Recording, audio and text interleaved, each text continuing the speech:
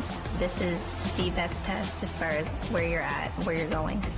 Jermaine is in for a very tough fight with a very prepared opponent, so she better bring her A game. Now, I'm very excited for this fight. I'm really looking forward to it.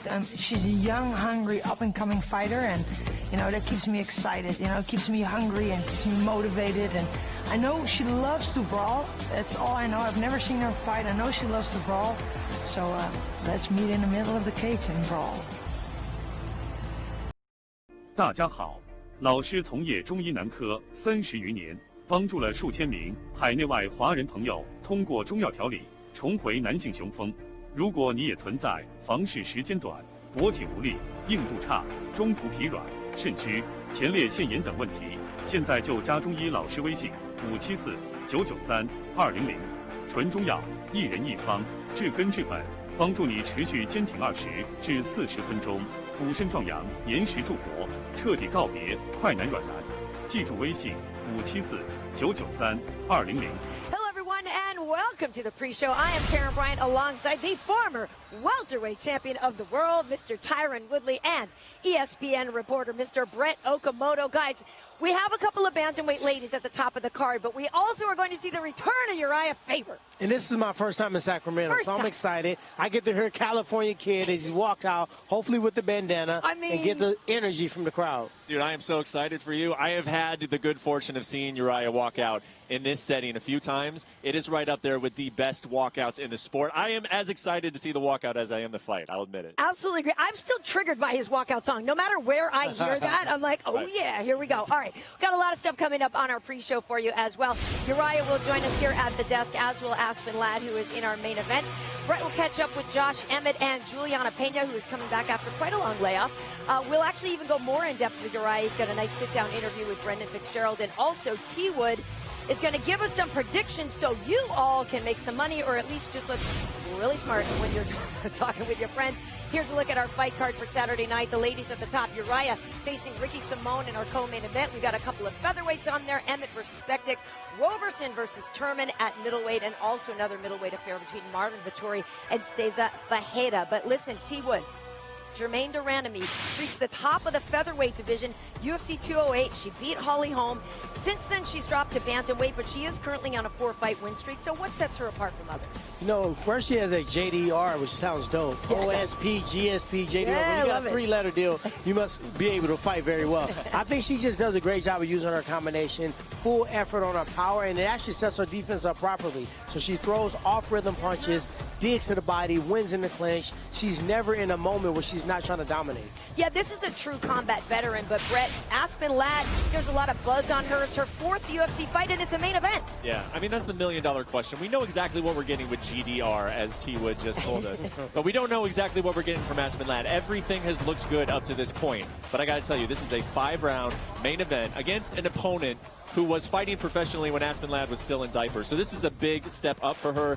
She looks cool, calm, and collected there, but we'll see how her nerves are once this fight starts. Absolutely. And listen, T. Wood, not for nothing, if folks saw this morning, it was a little rough weigh-in for Aspen. Rough. It was a little rough, and she had a moment where she was grimacing a little bit. If I'm GDR, I'm trying to, punch her in the body. Punch her in the body and see if that weight cut can affect your outcome. It's not a new situation for her, though. I feel like Aspen's had some tougher cuts before as well. Hey, it's a tough cut for her to get down to 135, but when you were in this position and it's your quote-unquote hometown, and this is your big opportunity to take on the former featherweight champ, you want everything going well, and we didn't get off to a great start on Friday morning. Well, things can change, though. Well, let's get to the ceremonial weigh-ins. This is a lot of fun. For that, we'll send it to the man on the mic, Mr. Brendan Fitzgerald. Take it away, Brendan. For the fights tomorrow night. And now, the weigh-ins for UFC Fight Night, de Randamie versus Ladd. What's going on, Sacramento? Thanks for coming out to the Golden One Center. Give it up for Ariane and Brittany and Brooklyn, who is here. Sean Shelby is on hand. Fights start tomorrow. We've got a dozen fights, a lot of local flavor on this card. Let's get things started in the bantamweight division as Benito Lopez takes on Vince Morales. First to the scale, Vince Vendetta Morales. Oregon High School state champion Vince Morales, 1-1 in the UFC, Came up short on Dana White Contender Series, was looking to keep that momentum going as he won his last fight. Opportunities like this don't come often. He's one of the lucky ones that made it to the UFC. Let's see if he capitalizes on that moment tomorrow night. Official weight, 135.5 for Vince Morales.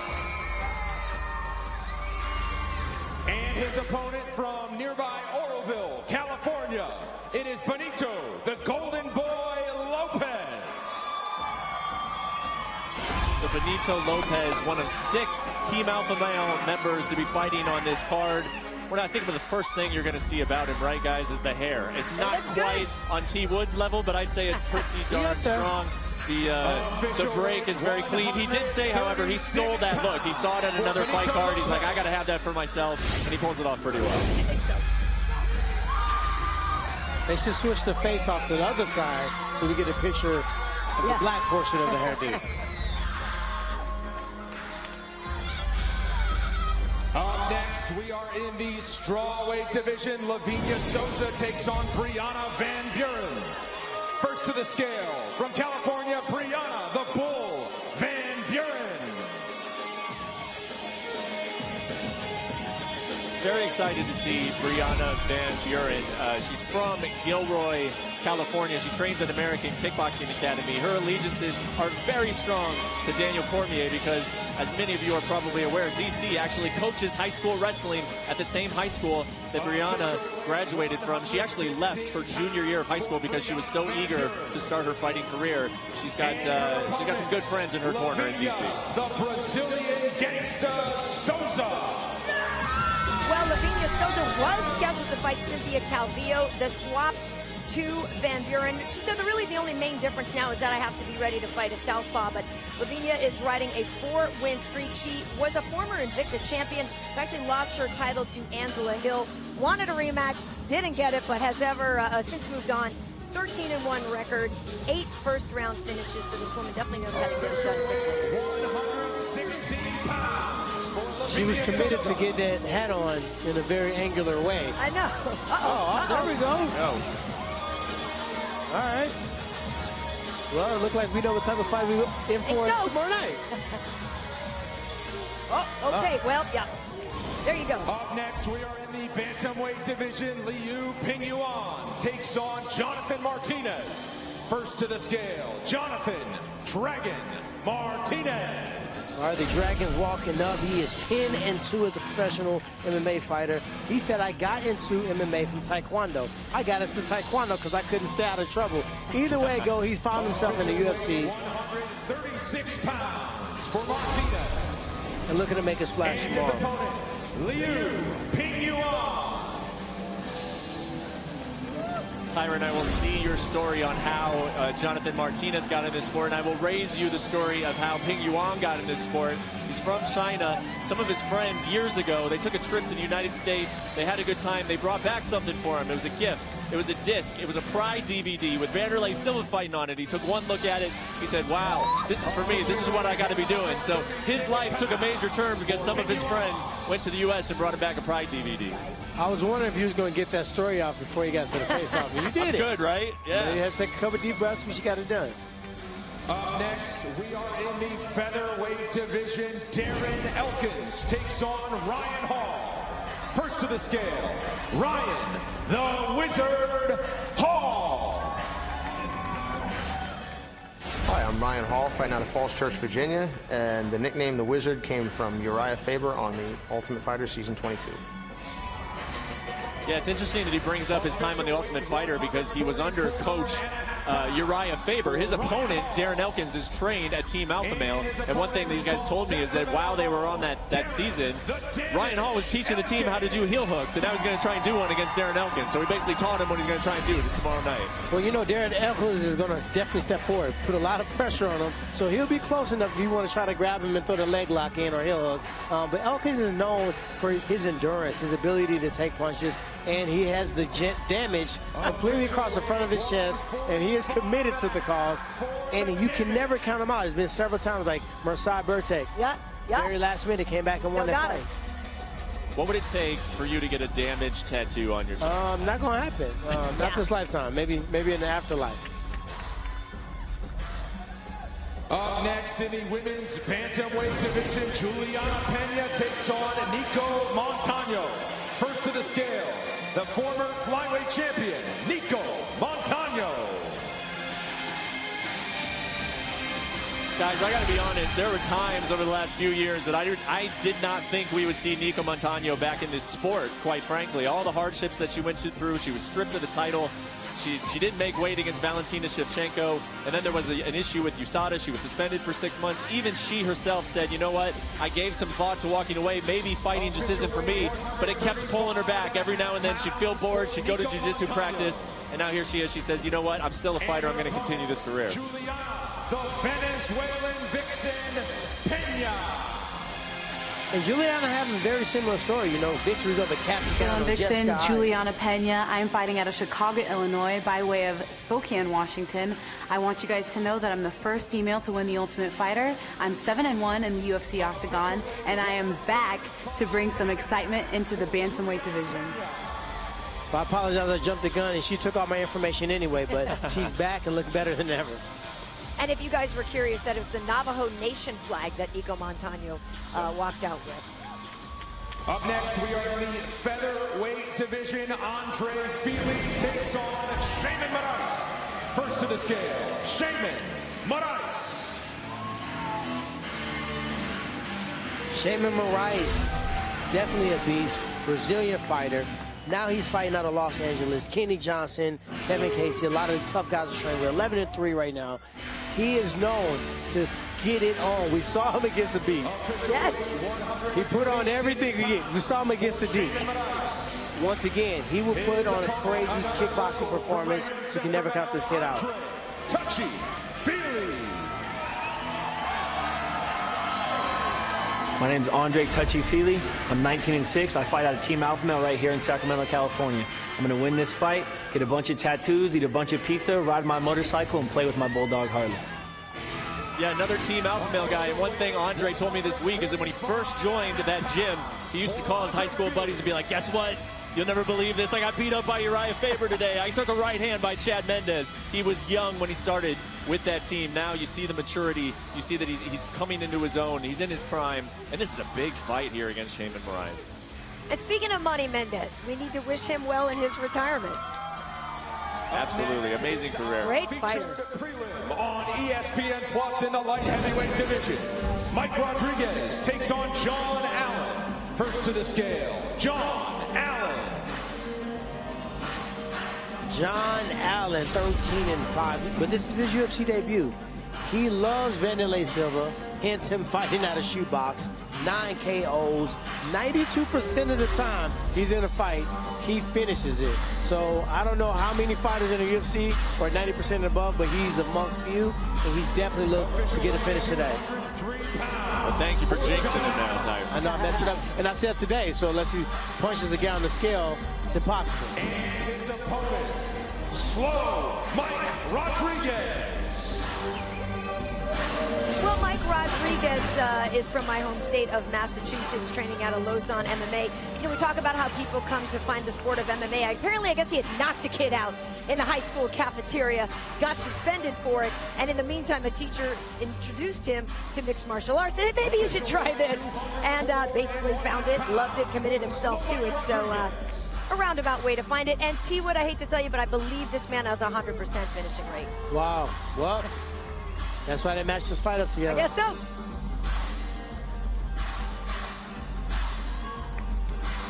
The main card on ESPN Plus starts at middleweight between Marvin Vettori and Cesar Ferreira. First to the scale, Cesar Mutachi Ferreira.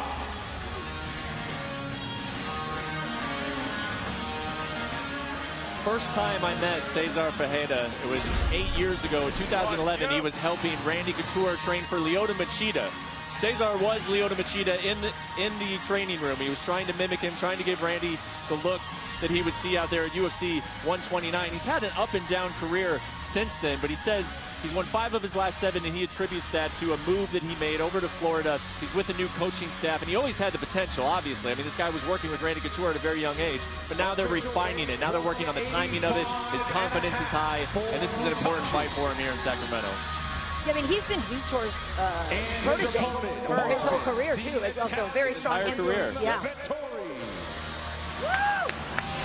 I'm Marvin Vettori, the Italian Dream. I'm 12-4-1, fighting out of Kings MMA in Huntington Beach, California, by the way of Mezzo Corona, Italy.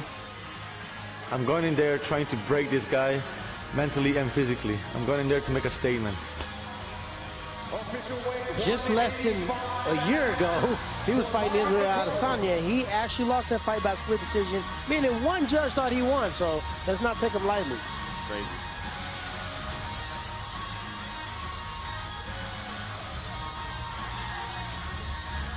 By the way, we're way overdue for a UFC Italy. Way overdue. Count me in for that one. I co-signed that as well.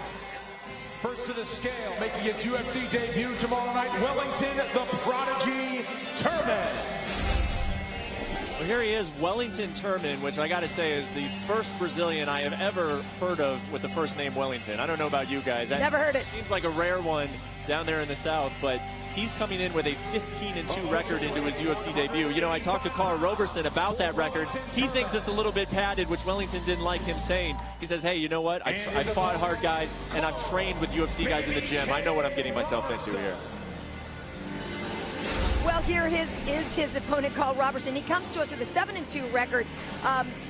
2 knockout wins, 3 by submission. But this is a man who gets a lot of his training in with Corey Anderson, David Branch. So he's working on the grappling side with those guys, but he comes to us with a kickboxing background and definitely knows how to use those long limbs. 100%. You look at this build, he's built like a striker. Yeah.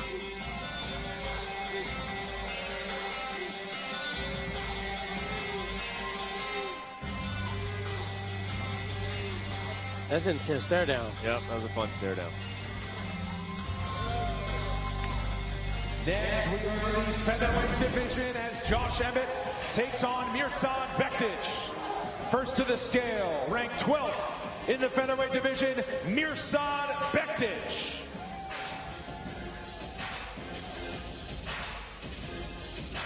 Well, the last time we saw Mirsad, it was all the way back in June of 2018 when he got a very nice win over Ricardo Lamas, very highly ranked fighter there. So Mirsad has been out. He's been kind of dealing with some injuries. It doesn't sound like anything too huge, but definitely just trying to heal up from that. Official weight, 145 pounds. Now, the last time we saw him, though, he was working just the stash.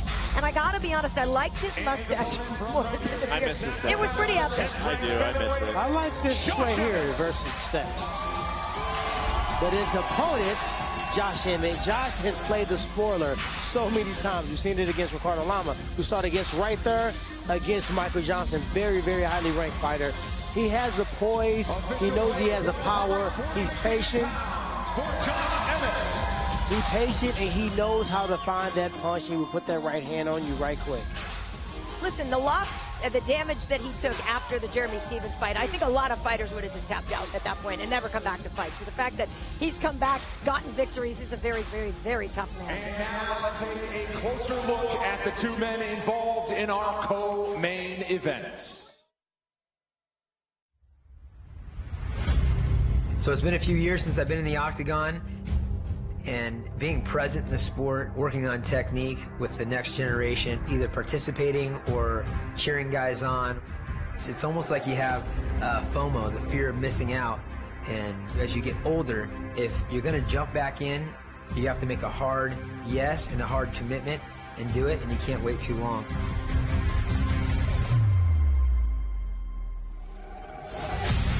With the way I feel physically and the way I've been involved in the sport since my retirement, I just felt like I wanted to do it. And so when you feel like you want something, you go after it.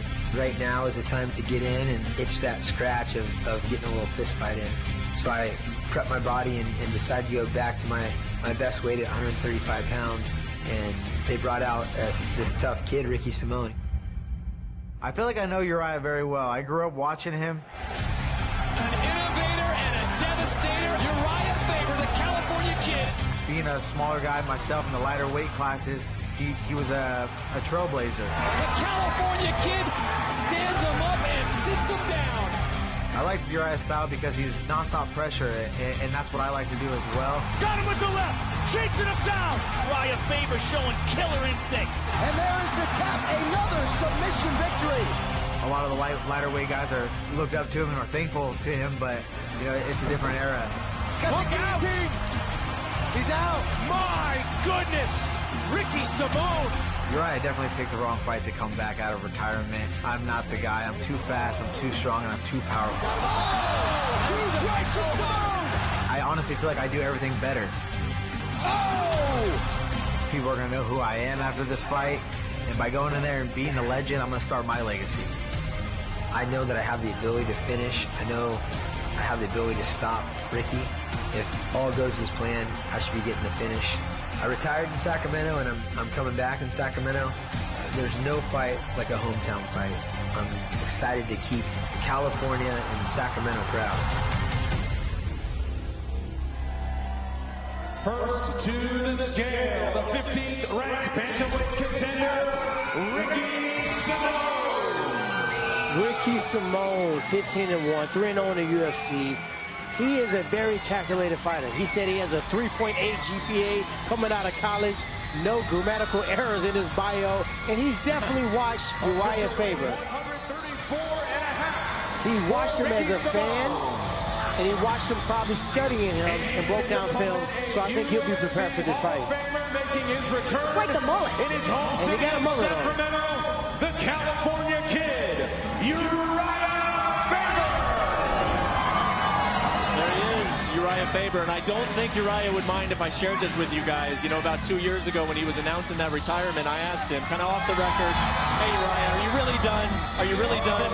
And he gave me this look, you know, kind of a half wink of like, yeah, you'll probably see me again. This was never a retirement for Uriah Faber. This was a break, and he wanted to take that long break. He didn't want anybody bothering him. He didn't want media calling him. He just wanted to be a little bit like a retired fighter, but he was always meant to be back here staring in front of somebody, and here it is, Ricky Simone.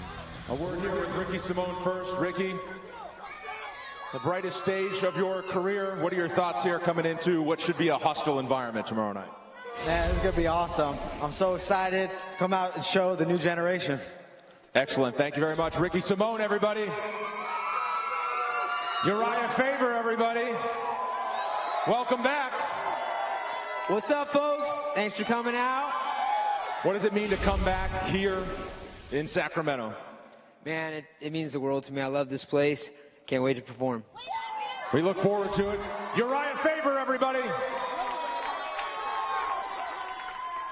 And now let's take a closer look at the two women involved in our main event. Born and raised in the Netherlands, Germaine de Randamie is one of the greatest female kickboxers ever. 20 years of fighting. It's been a long journey. I enjoyed every minute of the journey. 46-0, 10-time world Muay Thai champion. And that's one of the nastiest strikers to ever compete. I think I'm able to compete for so long because I'm a fighter at heart. This woman has some of the most devastating power. They should stop this fight. In this division or at 145. Stop the fight. All over. Good stop. Germaine de Randamie. I breathe fighting. I sleep fighting. Fighting is in my DNA. Oh, that one. Germaine de Randamie blowing the doors off in Rotterdam. A lot of people pay a lot of money to see us fight. You know, so let's make it a fight. I don't mind throwing all the technique on the side and just bite down on my mouthpiece and have fun. And I think Aspen is the right girl for that. Oh, massive ground and pound strikes landed from Aspen Ladd. Every time I step into the octagon, I pour everything in. And that is it. Crazy. The absolute total domination as soon as he went to the ground. I don't leave anything in reserve. I don't hold anything back. What Aspen Ladd represents is potential. She's young, she's exciting, and that is it! It's the classic matchup. Germaine is a world-class striker. She's one of the best at what she does. I'm pretty sure Germaine has been striking longer than I've been alive. But it's not a boxing match. It's not a Muay Thai fight. This is an MMA fight. I think it's going to come down to the person who could combine their skills better, who could really embrace all aspects of the sport. She's young, she's hungry, but I'm going to bring something to the table Aspen Ladd has not faced or ever felt before. I'm coming to bring one hell of a fight. First to the scale from nearby Pioneer, California. She is the 4th-ranked women's bantamweight contender and still undefeated, Aspen Ladd. Look, guys, we said it right from the top of this broadcast that everything has gone according to plan so far for Aspen Ladd, but this is a big, big step up. This is a 5-round main event. She has still got some development to do. It's not a good place to be learning on the fly against someone who is very experienced, so she has to work it out for her. But if she beats Germaine de Randamie, it will shock nobody in the MMA world. In fact, she's the betting favorite on Saturday. Women's bantamweight contender in the world, the Iron Lady, Germaine de Randamie. Germaine de Randamie is more than a step up. She is a former UFC champion, the first in the featherweight division, and she is just vicious with her combination. Official weight 136 pounds for Germaine de Randamie. Her punches, her clinch work, and definitely her killer instinct.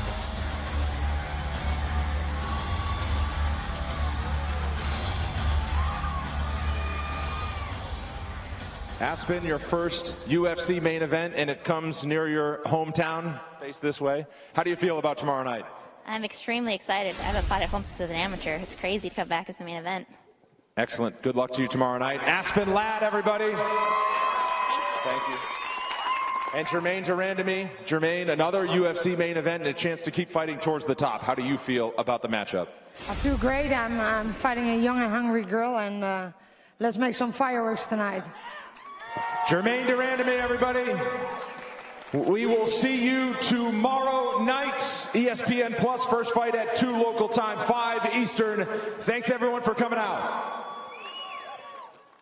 Germaine de Randamie, T-Wood, 46 professional Muay Thai fights, 46 wins.